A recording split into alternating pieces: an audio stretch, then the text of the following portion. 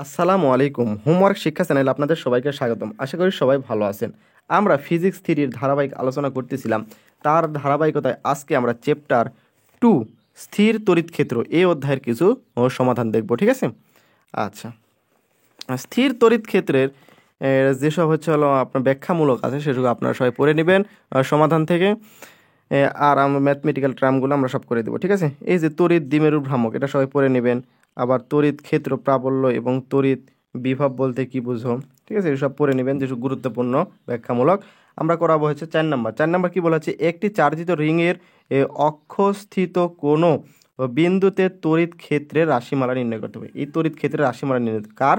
একটা রিংয়ের, ঠিক আছে, রিংয়ের অক্ষস্থিত কোনো বিন্দুতে তড়িৎ ক্ষেত্রের তড়িৎ ক্ষেত্রের রাশিমালা নির্ণয় করতে হবে। ওকে, আচ্ছা, তাহলে আমরা কাঙ্ক্ষিত সমাধানটা আমাদের খাতায় থেকে দেখি। কারণ বইয়েতে আপনারা দেখবেন যে বইয়েতে এমনভাবে ম্যাথটা করে দেওয়া আছে যে একটু স্টুডেন্টকে ভেকাসেকা খাইয়ে দিবে, এমনভাবে ম্যাথটা করে দেওয়া আছে। কিন্তু আমরা খুবই শর্টকাট এবং সহজ নিয়মগুলো করাইতেছি। ঠিক আছে? আচ্ছা,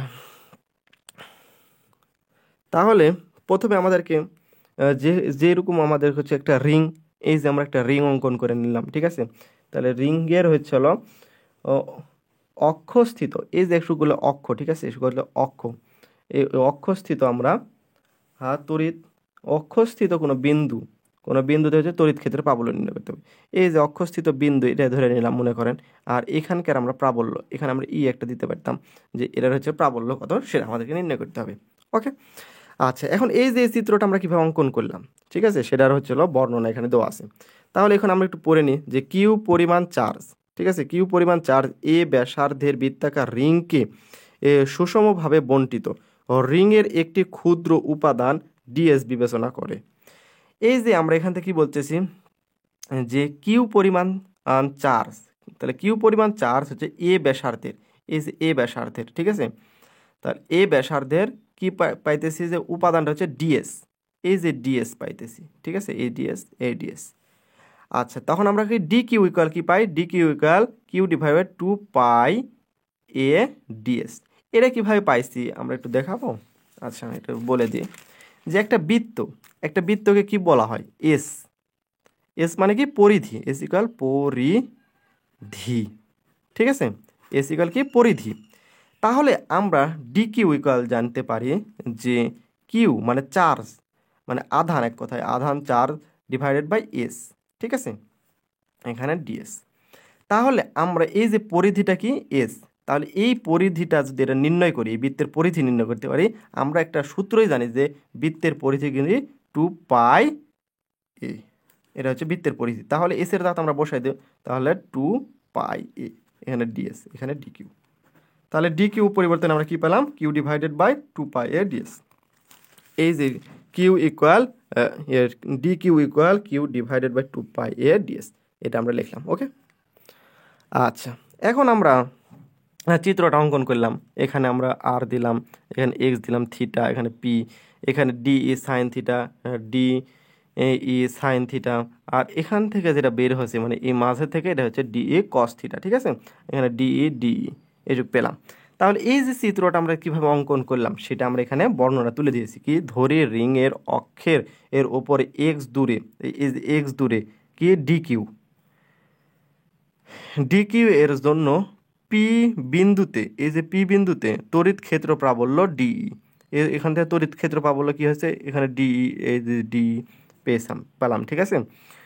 আচ্ছা, এই ডিই দুটি উপাংশে বিভক্ত, এই ডিটা দুইটা উপাংশ, এই যে একটা একটা এই যে বললাম একটু আগে, এই যে উপাংশে বিভক্ত।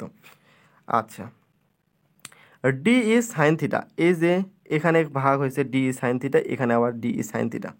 ওকে, আচ্ছা, ডি সাইন থিটা এবং ডি কস থিটা। ও আচ্ছা, বিভক্ত হয়েছে ডি সাইন থিটা, একটা নিলাম, এই একটা নিলাম, অথবা উপরের অংশ নিলাম, এখানে নিলাম, এটা নিলাম, ঠিক আছে। তাহলে একটা ডি সাইন থিটা এবং ডি কস থিটা।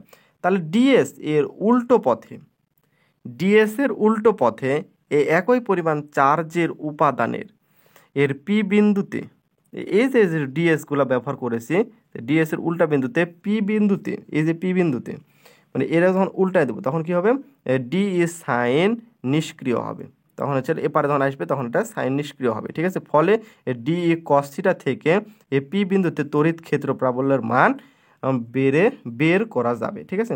তখন আমরা তড়িৎ ক্ষেত্র প্রাবল্য মান বের করতে পারবো। তখন আমরা লিখতে পারি, তখন আমরা কি লিখতে পারি একটু দেখি। আচ্ছা, তখন আমরা লিখতে পারি যে ই হচ্ছে ক্ষেত্র প্রাবল্য, ঠিক আছে। E equal integration D cos theta, এটাকে 1 নম্বর সমীকরণ দিলাম, ঠিক আছে। এখন এই যে মানগুলা, সেই মানগুলো আমরা এখন একে একে নির্ণয় করবো, ঠিক আছে। সেটা হচ্ছে চিত্র থেকে, এমনি সাধারণভাবে সব সিস্টেমে আমরা এখন মানগুলা নির্ণয় করবো, ওকে।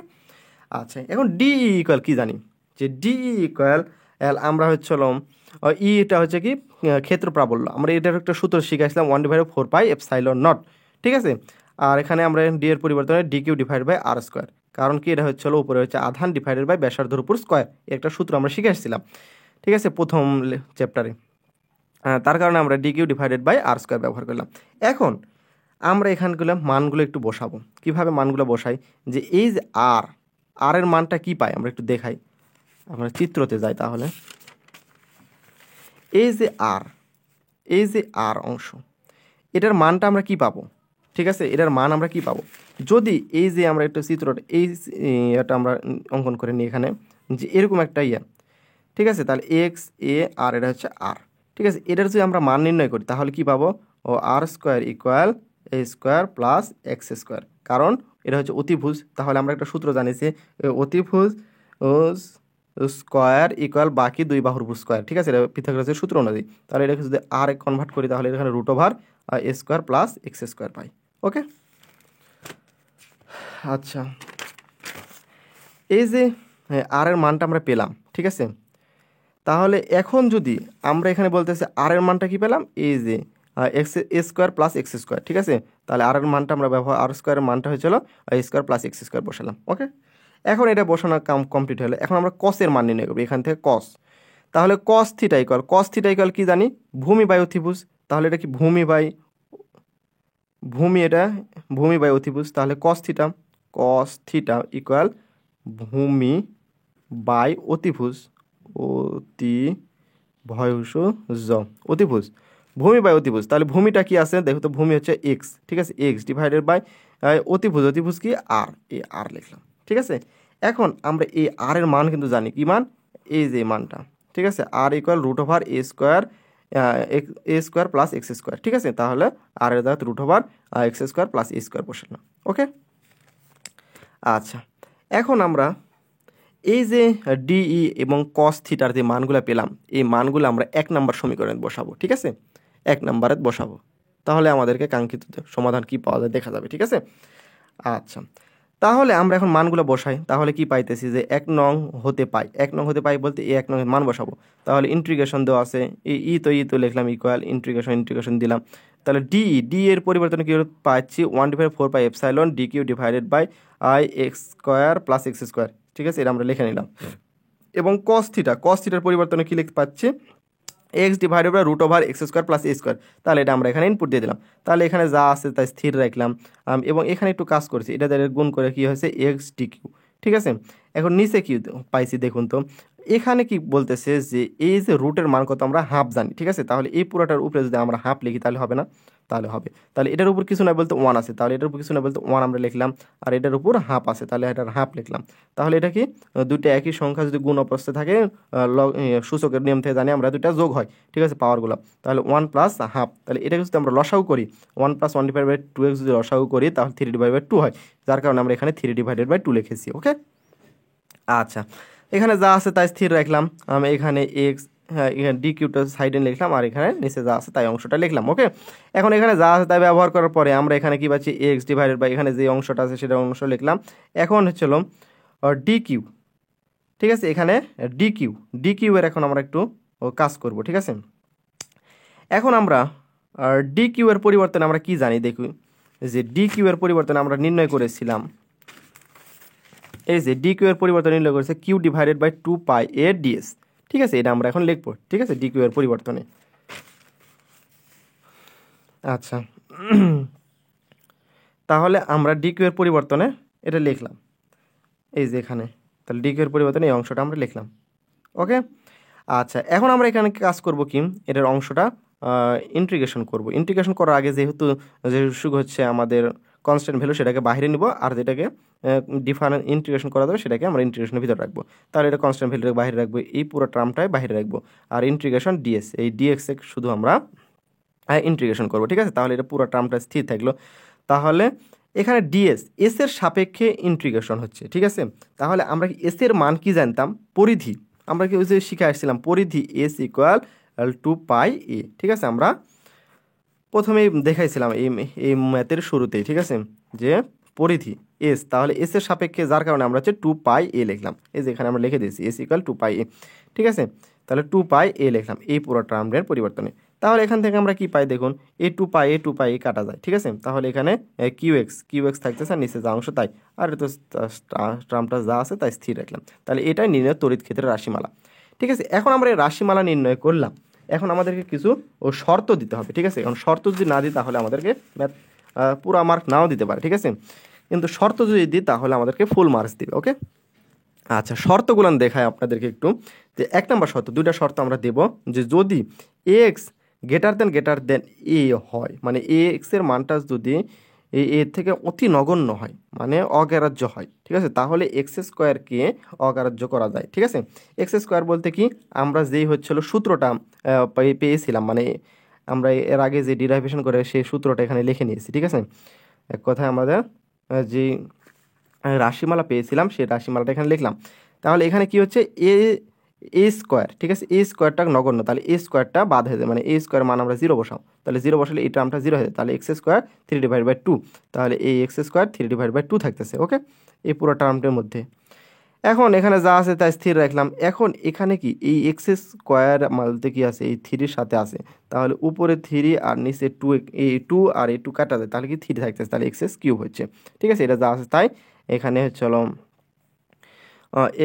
কিউ, এখানে একটা 3টে এক্স আর এখানে একটা এক্স কাটা দিলে কি নিচে হয়, নিচে থাকে 2টা এক্স, তাহলে এক্স স্কোয়ার। এটা আমরা 1 নম্বর শর্ত লিখলাম। ঠিক আছে, এখন আমরা 2 নম্বর শর্ত যাই। তাহলে 2 নম্বর শর্তটা কি, যে যদি এ গ্রেটার দেন এক্স হয়, তাহলে এক্স স্কোয়ারকে অগ্রাহ্য করা যায়। কিভাবে, যে আমরা এর আগে এটা নির্ণয় করেছিলাম যে এক্স গ্রেটার দেন এ, আর এটা কি এ গ্রেটার দেন এক্স, কারণ কি একটা এ আছে একটা এক্স আছে, আমরা যে রাশিমালা প্রতিবেদন করেছিলাম সেখানে। ঠিক আছে, তাহলে এখানে যেহেতু এখানে এক্স স্কোয়ার, তাহলে এক্স স্কোয়ার অগ্রাহ্য করবো। ঠিক আছে, তাহলে এক্স স্কোয়ার বাদ দাও, তাহলে এ স্কোয়ার 3/2। ঠিক আছে, এই পুরো টার্মটা লেখা, খালি এখানে এক্স স্কোয়ার 3/2 এই অংশটা, তাহলে আমরা পুরো টার্মটা ঠিক লিখলাম, তাহলে এ স্কোয়ার 3/2 পেলাম। ওকে, এটাকে অগ্রাহ্য করার জন্য এখানে এ স্কোয়ারটা পেলাম, তাহলে এ স্কোয়ার 3/2 পেলাম। ওকে, তাহলে এটা যা আছে তাই স্থির। এখন আমরা এখানে কি এ টু আর এ টু কাটা যেতে পারি, তাহলে Q X divided by A Q. ঠিক আছে, এ কিউ, এটা আমাদের কাঙ্ক্ষিত অ্যান্সার বলতে এটা হচ্ছে রাশির প্রতিপাদন, আর এই প্রতিপাদনের এটা হচ্ছে আমাদের এর শর্ত। ঠিক আছে, এই শর্ত যদি দিই তাহলে আমাদেরকে ফুল মার্কস ইনশাল্লাহ দিবে। আর যারা আমাদের পেইড ব্যাচে যুক্ত হতে চান তারা ডিসক্রিপশন চেক করে হোয়াটসঅ্যাপ ইমো নাম্বার দেওয়া আছে, আমরা এইভাবে ধারাবাহিকভাবে এই সকল ম্যাথগুলো সমাধান করে দিচ্ছি। তাই দেরি না করে আমাদের সাথে যুক্ত হয়ে আমাদের পেইডগুলো কোর্স করার জন্য আপনাদেরকে এই আমন্ত্রণ জানাচ্ছি। আর হোমওয়ার্ক শিক্ষা চ্যানেলের সাথে থাকবেন। সবাই ভালো থাকেন, সুস্থ থাকেন। আসসালামু আলাইকুম ওয়া রাহমাতুল্লাহি ওয়া বারাকাতুহু।